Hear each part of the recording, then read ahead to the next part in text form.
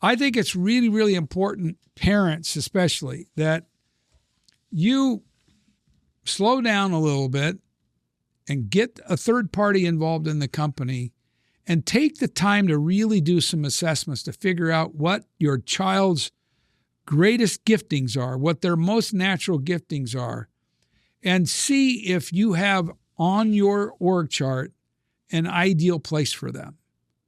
If you don't have an ideal place for them on your org chart, I strongly recommend that you help them find an industry and a business that they can work in where they can thrive, rather than putting them on the payroll and just hoping they're going to fit in somewhere. Either create a position you know they can succeed in, or help them find someplace else to work where they can succeed. One of the worst things I see are people that are in their 50s that came into the business when they were 25 because they thought they had to satisfy mom and dad. If they had to do it all over again, they would have never come in. They would have done something else. And they're too old to move and do something else, but they're not happy, so they're stuck. And it's really, really important that you don't let that happen with your kids.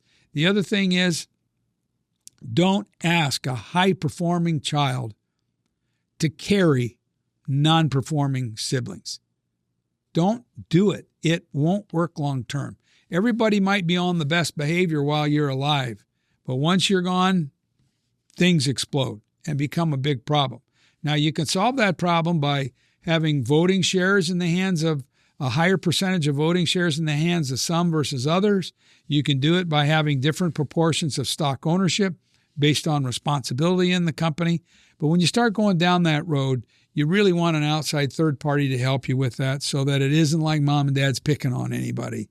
You're getting outside help to help you work that out. But, we've been going through a lot of these assessments lately, and I've been looking at them, and it's like we got a company right now where they're looking at bringing children into the business that are not working there now to kind of help round out the succession plan. And you got to make sure that each of them are a little bit different so they bring something different to the table and can complement each other. Going through these sorts of assessments is the only way I know to get a start on that.